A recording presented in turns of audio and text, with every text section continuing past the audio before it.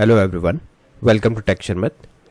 आज के सेशन में हम एक और डेकोरेटर के बारे में बात करेंगे जिसकी हेल्प से हम अपने सर्विस को इंजेक्ट कर सकते हैं। ठीक है, यानी डिपेंडेंसी इंजेक्शन हम परफॉर्म कर सकते हैं किसी डेकोरेटर की हेल्प से।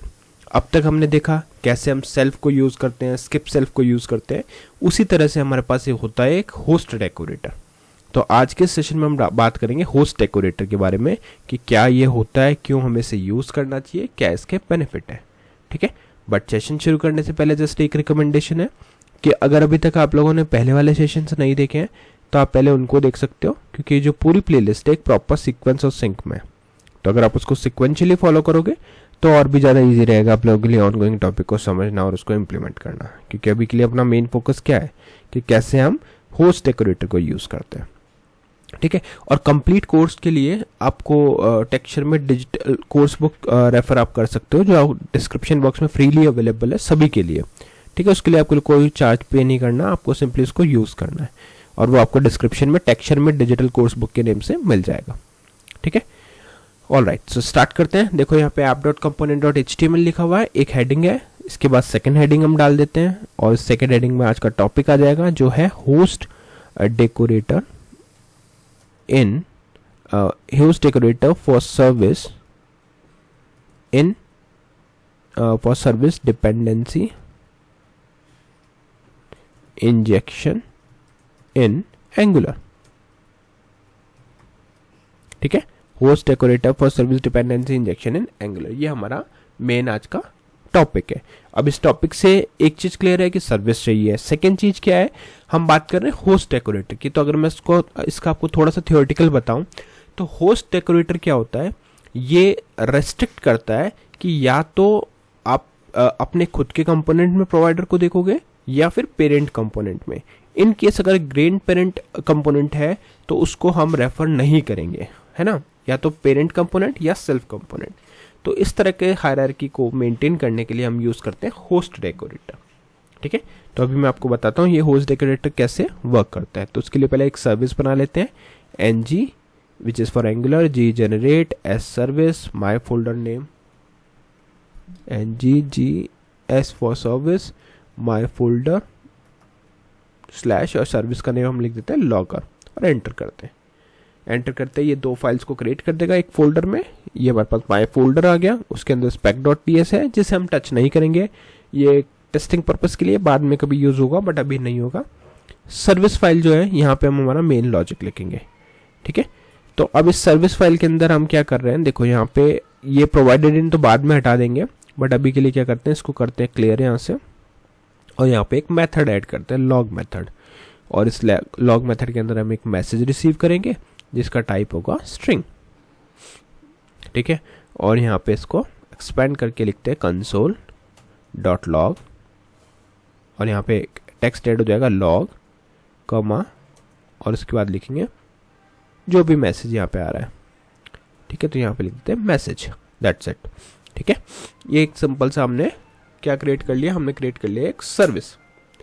अब इस सर्विस के बाद में हमें क्या करना है, इसको सिंपली सेव करना है। सेव करने के बाद में ये अभी प्रोवाइडेड इन रूट लेवल है, मतलब बाय डिफॉल्ट ये क्या करेगा, पूरे एप्लीकेशन में इसको आप एक्सेस कर सकते हो। बट हमें क्या करना है, हमें होस्ट वेरिएबल को समझना है, होस्ट डेकोरेटर को समझना है। तो उसके लिए दो कंपोनेंट बनाते हैं पहले। ठीक है, तो आप लोग जो बाय डिफॉल्ट कंपोनेंट है, मतलब ऐप कंपोनेंट है, उसको कंसिडर कर सकते हो ग्रैंड पेरेंट कंपोनेंट। ठीक है, यहाँ पे हम रेफरेंस लेंगे चाइल्ड, पेरेंट और ग्रैंड पेरेंट। ठीक है, तो जो ऐप कंपोनेंट हो गया वो क्या हो गया, ग्रैंड पेरेंट। अब हम यहाँ पे चाइल्ड और पेरेंट कंपोनेंट बनाते हैं, तो उसके लिए लिखेंगे ng angular g generate c component और पहले बनाएंगे हम पेरेंट कंपोनेंट। ओके, तो यहाँ मैंने बना लिया पेरेंट कंपोनेंट। इसको आप पेरेंट कॉम्प लिख देते हैं। ठीक है, और एंटर कर देते हैं। एंटर करते ही आपके पास यहाँ पे पेरेंट कंपोनेंट ऐड हो जाएगा। देखो ये ऐड हो गया। उसी तरह से अब हम चाइल्ड कंपोनेंट भी बना लेते हैं, तो ng angular g generate c component और यहाँ लिख देते हैं चाइल्ड कॉम्प और एंटर कर देते हैं। एंटर करते ही आपका जो चाइल्ड कंपोनेंट है वो भी सक्सेसफुली ऐड हो जाएगा। ठीक है, दोनों ऐड हो गए।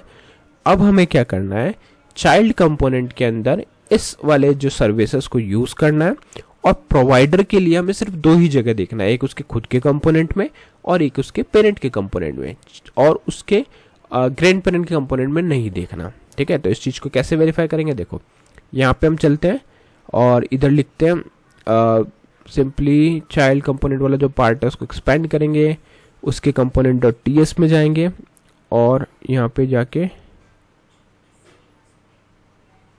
सिंपली हम क्या करेंगे,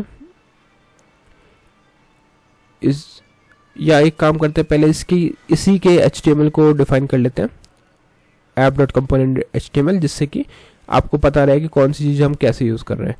तो इसकी ts फाइल पे चलते हैं और यहाँ पे हम सिंपली इसमें आई थिंक कुछ हमें ऐसा ऐड करना नहीं है, हम इसके HTML पे चलते हैं और HTML में जाके बस यहाँ पे एक टाइटल डाल लेते हैं HR लिख के, HR टैग दिया और इसके बाद लिख देते हैं H1 ग्रैंड पेरेंट कंपोनेंट। ठीक है, और इसके बाद में यहाँ पे हम इसके पेरेंट कंपोनेंट को इंपोर्ट कर लेते हैं। पेरेंट कंपोनेंट कौन सा हमारा, ऐप पेरेंट कॉम। ठीक है, जैसे आप सेलेक्टर देखोगे पेरेंट कंपोनेंट के अंदर जाके तो वहाँ पे आपको मिल जाएगा, सेलेक्टर को ही हम यहाँ यूज़ करते हैं। ठीक है, तो ये हमने यहाँ पे सेलेक्टर को लिख दिया HTML में, मतलब यहाँ पे ये ग्रैंड पेरेंट वाला जो कंपोनेंट है उसका जो भी कंटेंट है वो शो हो जाएगा। ठीक है, तो ग्रैंड पेरेंट में इतना ही करना है। अब चलते हैं हम यहाँ से नेक्स्ट जो है हमारा, और यहाँ पे आप क्या करोगे, इसका सिंपली इंपोर्ट वगैरह करना वो अपने आप देखेंगे बाद में रिक्वायरमेंट के अकॉर्डिंग। अभी चलते हैं अपन नेक्स्ट पार्ट पे। वैसे हम यहाँ पे प्रोवाइडर यूज़ करने वाले हैं, ठीक है, बट उसको मैं स्टेप बाय स्टेप बताता हूँ वरना कन्फ्यूजन होगा आपको। ठीक है, अब चलते हैं हम यहाँ से अपने पेरेंट कंपोनेंट के पार्ट पे।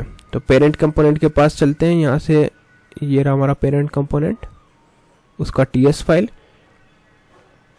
ठीक है, इसके ts फाइल में हमें कुछ इंपोर्ट वगैरह करना है, नहीं करना, उसको सीधा हम चलते हैं HTML फाइल पे और HTML वाले फाइल पे हम यहाँ लिख देते हैं एक HR टैग। HR टैग बस एक हॉरिजॉन्टल लाइन के लिए है। ठीक है, यहाँ पे लिख देते हैं H2, वहाँ पे H1 लिया था, और इधर लिख देते हैं पेरेंट कंपोनेंट। ठीक है, पेरेंट कंपोनेंट हो गया। फटाफट से नेक्स्ट लाइन पे जाते हैं, यहाँ पे लिखते हैं ऐप चाइल्ड कॉम्प। हमने चाइल्ड कंपोनेंट को यहाँ पे कनेक्ट कर दिया, परफेक्ट। अब हमारा काम बचा है सिर्फ चाइल्ड कंपोनेंट का। तो चाइल्ड कंपोनेंट के केस में हम क्या करेंगे, चाइल्ड कंपोनेंट डॉट ts में जाएंगे और वहाँ पे हमें पता है कि हमें सर्विस को यूज़ करना है। तो सर्विस को यूज़ करने के लिए एक मेथड बना लेते हैं, से हेलो, और ये मेथड क्या करेगा, मैसेज भेजेगा सर्विस को। तो यहाँ लिख देते हैं दिस डॉट लॉगर। ठीक है, यहाँ पे लिखा, उससे पहले कंस्ट्रक्टर बनाना पड़ेगा, सर्विस तो हमने इंजेक्ट ही नहीं किया, तो एक नॉर्मल कंस्ट्रक्टर बनाते हैं जिसमें लिखेंगे private logger comma colon logger service और ओपनिंग क्लोजिंग पैरेंथेसिस, परफेक्ट। ठीक है, तो यहाँ लिखेंगे क्या, this dot logger dot log, और इसके अंदर मैसेज लिख देंगे हेलो फ्रॉम चाइल्ड। ठीक है, इसको कर देते हैं सेव। ये हो गया हमारा रेडी। अब इसको एग्जीक्यूट करने के लिए इसके HTML पे जाना है, वहाँ पे आपने देखा ये लिखा हुआ है, तो इसको एक बार और HR दे देते हैं और इधर H3 हेडिंग में दे देते हैं चाइल्ड कंपोनेंट। चाइल्ड कंपोनेंट, इनसे पता चल जाएगा आपको कि कौन सा कंपोनेंट कब एग्जीक्यूट हो रहा है। ठीक है, और इस चाइल्ड कंपोनेंट के अंदर हमें इसको यूज़ करना है, किसको हमें यूज़ करना है, सिंपली इसको हम लिख सकते हैं बटन के थ्रू ही एग्जीक्यूट कराएंगे ना। तो यहाँ लिख देते हैं बटन, और उस बटन में लिखेंगे क्लिक इवेंट। क्लिक इवेंट के अंदर हम अपेंड करेंगे क्या, अपेंड करेंगे अपने से हेलो मेथड को। मेथड है तो डबल पैरेंथेसिस और इसके आगे लिख देते हैं से हेलो, परफेक्ट। ठीक है, अभी यहाँ तक तो आई थिंक क्लियर होगा, क्योंकि इससे पहले वाले जो सेशन थे वहाँ पे हमने एक एक चीज़ ये अब तक जो करी है वो सब डिटेल में डिस्कस किया हुआ है, तो आपको कोई इशू नहीं होना चाहिए। अब से हमारा मेन टॉपिक स्टार्ट हो रहा है, तो उस केस में मैं पहले इसको रन करके दिखाता हूँ। ng सर्व हाइफन ओपन, वेट करेंगे। वेट करने के बाद में कुछ सेकंड्स बाद में आपको दिखेगा एप्लीकेशन। देखो यहाँ पे से क्लिक करो इंस्पेक्ट पे, देखो एंगुलर 19 कोर्स बाय टेक्सचर में host decorator for service dependency injection in angular, grand parent component, child component और एक मेथड, यही हमने बनाया था। अब मैं जैसे यहाँ पे क्लिक कर रहा हूँ कंसोल पे, अगर आप देखोगे तो मैसेज प्रिंट हो रहा है, फिर से क्लिक किया मैसेज प्रिंट हो रहा है, तो ये वर्क कर रहा है परफेक्टली, क्योंकि अभी तक हमने प्रोवाइडेड इन रूट ही रखा हुआ है। अब चलो app.component.ts पे, यहाँ से हम क्या करेंगे, जो प्रोवाइडेड इन हम सर्विस पे, यहाँ से हम चलेंगे सर्विस पे, तो लॉगर सर्विस.ts, इधर से हम क्या करेंगे, जो प्रोवाइडेड इन है सबसे पहले इसको हटाते हैं, हटा दिया, सेव किया, रिफ्रेश किया, तो देखो एरर आ गया। क्यों? क्योंकि ये ग्रैंड पेरेंट में देख रहा है, राइट, ग्रैंड पेरेंट में इसको इवन कहीं पे भी इसको नहीं मिल रहा, राइट।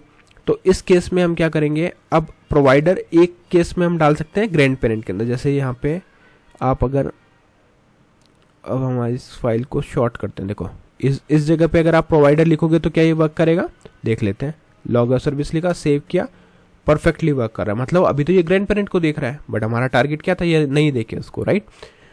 तो उस केस में हम लिखेंगे यहाँ पे होस्ट, ठीक है। किस पे लिखेंगे, अपन चलेंगे यहाँ पे चाइल्ड के कंपोनेंट टीएस फाइल पे, और इस जगह पे हम जाके लिखेंगे प्राइवेट से पहले होस्ट, ये आ गया हमारा होस्ट, एंटर किया तो यहाँ पे ऑटोमेटिकली इसको ऐड कर दिया, पैरेंथेसिस लगा दिया, सेव किया, रिफ्रेश किया, तो अब देखो ये कहाँ पे दिख रहा है, ग्रैंड पेरेंट पे नहीं देख रहा, ऑल दो ग्रैंड पेरेंट जो app.component.ts है वहाँ पे प्रोवाइडर है, बट उसको नहीं देख रहा, तभी तो ये एरर दे रहा है, अदरवाइज तो एरर नहीं देता। तो इसका मतलब क्या हो, होस्ट अगर आपने कर दिया तो अब या तो आप उसके चाइल्ड कंपोनेंट में रखो, दिखा देता हूँ, जैसे यहाँ पे चाइल्ड कंपोनेंट में अगर मैं जाके प्रोवाइडर लिखता हूँ तो ये वर्क करेगा परफेक्ट। प्रोवाइडर्स लिखा, कोलन दिया, और यहाँ पे स्क्वायर ब्रैकेट में लिख दिया अपन ने लॉगर सर्विस, ठीक है, और यहाँ पे कॉमा दे दिया, सेव करो, रिफ्रेश करो, देखो परफेक्टली वर्क कर रहा है, ये बेनिफिट था इसका। दूसरा चीज़ क्या है, अब अगर मैं यहाँ पे जाके इसके पेरेंट कंपोनेंट, जैसे यहाँ से मैं प्रोवाइडर हटा देता हूँ, कट कर देता हूँ, और यही चीज़ मैं जाके इसके पेरेंट कंपोनेंट में लिख देता हूँ, पेरेंट कंपोनेंट.ts में, और यहाँ पे जाके हम इसको लिखें अगर इस जगह पे और सेव करें, तो देखो कुछ गड़बड़ किया मैंने,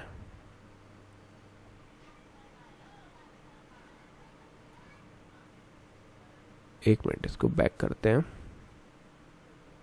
यहाँ पे लिखते हैं खुद से वापस प्रोवाइडर्स कोलन, और कोलन के अंदर लिखेंगे लॉगर सर्विस। एक्चुअल में क्या होता है, जब तक एंटर नहीं करते तो वो इसको इंपोर्ट नहीं करता, इसलिए कॉपी पेस्ट में इशू आ रहा था, और फिर कॉमा दे देते हैं। यहाँ इंपोर्ट होना, ये चीज़ आपको ध्यान रखनी पड़ेगी, जहाँ जहाँ इंपोर्ट हो रहा है वो आपको करना पड़ेगा, अदरवाइज वो नहीं चलेगा। तो देखो अभी क्या हुआ, हमारा लॉगर सर्विस इसमें आ गया, किस में हमने डाल दिया, पेरेंट कंपोनेंट में, सेव किया, चाइल्ड कंपोनेंट में कहाँ पे है, होस्ट हमने डाला हुआ है, ये वर्क करना चाहिए बट क्यों नहीं कर रहा है, इसको हमने इसमें ऐड किया या नहीं किया, इसका अगर आप पेरेंट component.html लिखोगे तो यहाँ पे हमने ऐप चाइल्ड ऐड किया हुआ है, सेव करते हैं इसको।